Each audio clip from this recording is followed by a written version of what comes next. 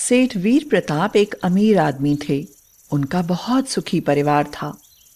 एक दिन उनकी पत्नी बीमार पड़ी। वह चारपाई पर लेटी थी। तभी उन्होंने देखा कि दीवार के ऊपर एक रोशनदान में घोंसला बना हुआ है। उसमें एक चिड़िया और चिड़ी रहते थे। उन्होंने देखा कि आज वह चिड़िया मर गई थी। यह देखकर उनकी आंखों में आंसू आ गए। अगले दिन उन्होंने देखा कि उस घोंसले में एक नई चिड़िया आ गई थी और उस चिड़िया ने आते ही पहले से बैठे बच्चों को चोंच मार मार कर भगा दिया। बच्चे घायल हो गए। यह देखकर सेठानी ने सेठ से कहा, अगर मैं मर जाऊं तो तुम दोबारा शादी मत करना, नहीं तो हमारे गोपाल का भी यही हाल होगा। अरे कैसी बातें कर रही हो। मैं शादी नहीं करूंगा और तुम भी क्यों मर जाओगी हैं? अरे तुम बिल्कुल ठीक हो जाओगी। हाँ। सेठ जी ने सेठानी की बहुत दवा करवाई मगर वह बची नहीं। अपने पीछे 8 साल के लड़के गोपाल को छोड़कर मरी। वीर प्रताप अपनी बात को भूल गए। थोड़े ही दिनों के बाद रिश्तेदारों ने एक खूबसूरत लड़की कनिका से उनकी शादी करवा दी। कुछ दिन तो ठीक गुजरे। उसके बाद कनिका गोपाल को परेशान करने लगी। वह मन में सोचती थी, अच्छा खासा इतना बड़ा महल जैसा घर है, नौकर चाकर हैं, लेकिन यह मनहूस मेरी जायदाद बांट लेने के लिए बैठा है, जबकि इसकी कोई जरूरत भी नहीं है। यह तो धरती पर बोझ है, बोझ। कनिका गोपाल से घरेलू काम करवाने लगी और उसे परेशान भी करने लगी। बात बात पर मारती थी उसे वो। कनिका के यहाँ भी अगले ही साल एक लड़के का जन्म हुआ जिसे वह बहुत ही प्यार करती थी।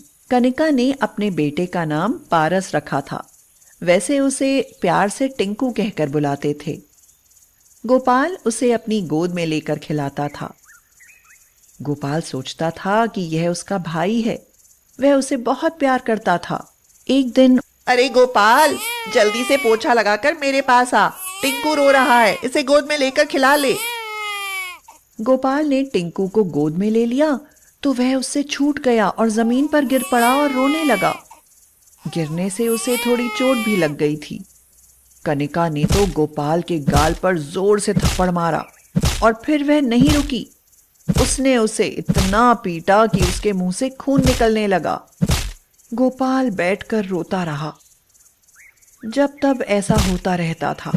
गोपाल बहुत मार खाता था। कनिका उसकी बहुत बेदर्दी से पिटाई लगाती थी। गोपाल हमेशा घर में काम ही करता रहता। उम्र तो गोपाल की पढ़ने लिखने की थी, लेकिन कनिका उसकी पढ़ाई लिखाई पर कोई ध्यान ही नहीं देती थी। गोपाल तो नाम मात्र के लिए स्कूल में जाता था। स्कूल में उसका सभी काम पिछड़ा रहता और बच्चे उसे चिढ़ाते थे, इसलिए उसने स्कूल में जाना ही बंद कर दिया। वीर प्रताप को इसकी कोई भी भनक नहीं थी।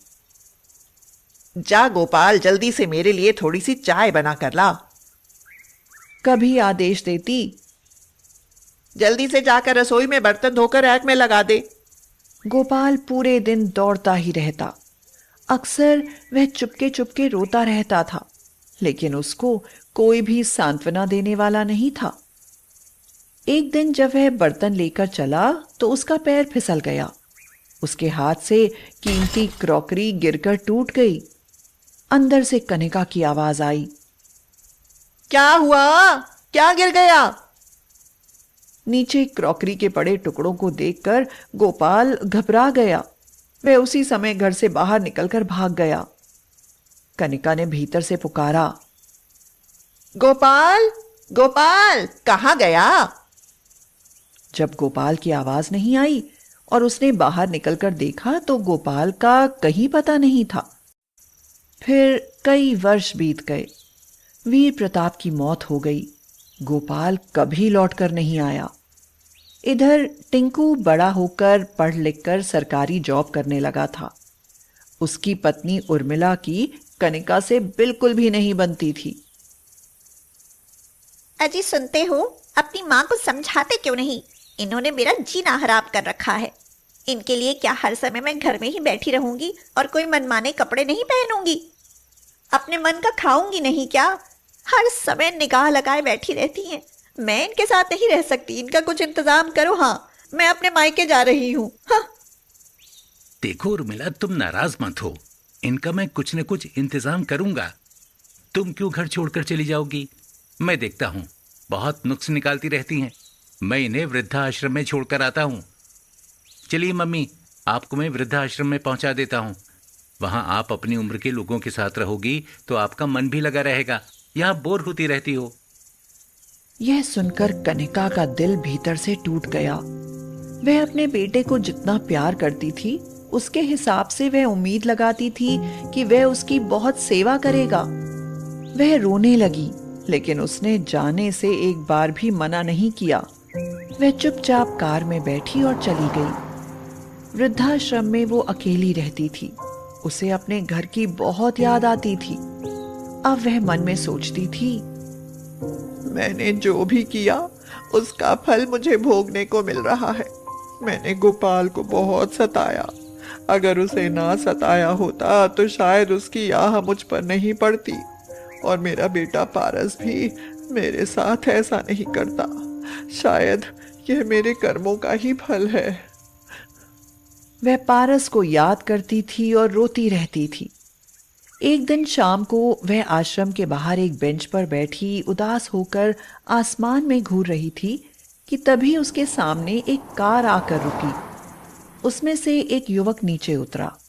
उसने कनिका के पैर छुए और बोला, मम्मी, कैसी हो? मम्मी?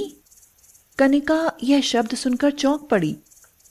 बहुत समय बीत गया था उसे यह शब्द सुने हुए, क्योंकि पारस तो अब उसको देखने भी नहीं आता था। मैं ठीक हूँ बेटा, लेकिन तुम कौन हो? मैंने तुम्हें पहचाना नहीं। मम्मी, तुमने मुझे नहीं पहचाना? अरे मैं गोपाल हूँ, गोपाल। यह सुनकर उर्मिला सचमुच बहुत खुश हो गई। उसने गोपाल को गले से लगा लिया और बोली, बेटा, मुझे माफ कर दो।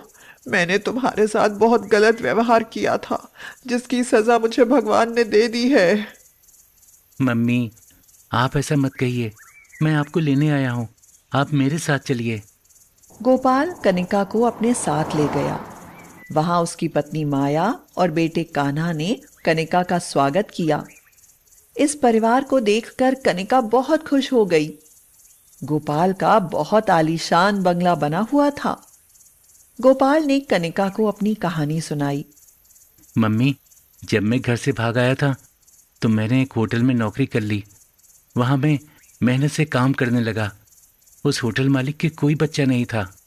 वो मुझसे इतना खुश हो गया कि उसने एक दिन मुझको बुलाया और कहा, गोपाल, तुम बहुत अच्छे बच्चे हो। मैं सोचता हूं कि मैं तुम्हारा स्कूल में एडमिशन करवा दूं। उन्होंने मेरा एडमिशन करवा दिया। मैं अच्छे स्कूल में पढ़ा। उन्होंने कानूनी कार्रवाई करके मुझे गोद ले लिया था। एक दिन वो चल बसे तो उनके बिजनेस का मैं मालिक बन गया। बेटा, भगवान सबका होता है। बेशक मैंने तुम्हारा साथ नहीं दिया, लेकिन उसके बावजूद भी तुमने मुझे माफ करके मुझे अपने साथ रखा। तुमने तो मेरी आंखें खोल दी हैं। उसके बाद कनिका उसके परिवार के साथ आराम से रहने लगी।